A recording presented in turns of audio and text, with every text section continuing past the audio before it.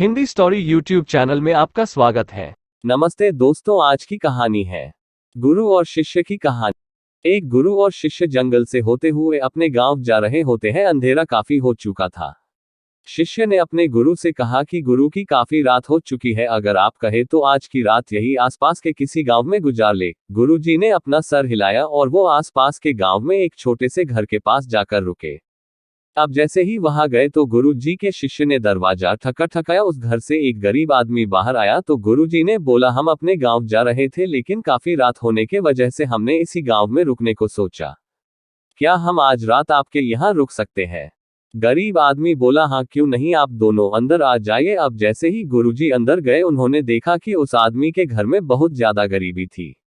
गुरु जी ने उससे पूछा कि आप काम क्या करते हो? वह गरीब आदमी बोला कि मेरे पास बहुत सारी जमीन है। तो गुरु जी ने बोला, अगर तुम्हारे पास बहुत सारी जमीन है तो इस तरह से क्यों रह रहे हो?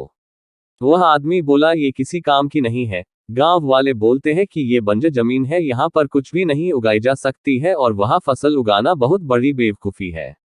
गुरु जी ने बोला कि तुम्हारा गुजारा कैसे होता है? उसने बोला कि मेरे पास एक भैंस है जिससे मेरा पूरा घर चलता है। ये सुनने के बाद गुरुजी सो जाते हैं और रात में जब सब लोग सो रहे होते हैं तब गुरुजी अपने शिष्य को उठाते हैं और उस गरीब आदमी की भैंस लेकर अपने गांव चले जाते हैं।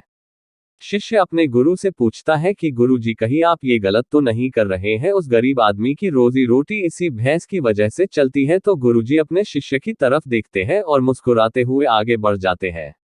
उस बात को तकरीबन 10 साल गुजर जाती है और जो गुरु का शिष्य था वह बहुत बड़ा गुरु बन चुका था। तो एक दिन उन्हें उस गरीब आदमी की याद आती है कि मेरे गुरु ने उस आदमी के साथ अच्छा नहीं किया था, मुझे एक बार चलकर देखना चाहिए कि वह आदमी अब किस परिस्थिति में है।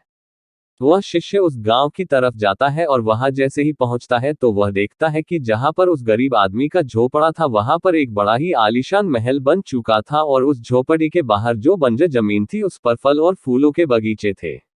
तभी उधर से उस घर का मालिक आता है। शिष्य उसे पहचान लेता है और उस आदमी को बोलता है, तुमने मुझे पहचाना? मैं अपने गुरु जी के साथ आया था, हमने एक रात के लिए आपके यहाँ रुके भी थे।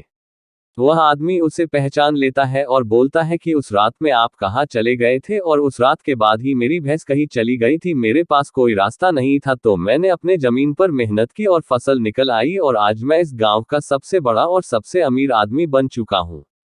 ये सुनने के बाद शिष्य के आंखों में अपने गुरु जी के लिए आंसू आ गए और उसे ये बात अब समझ आई और वो रोने लगा।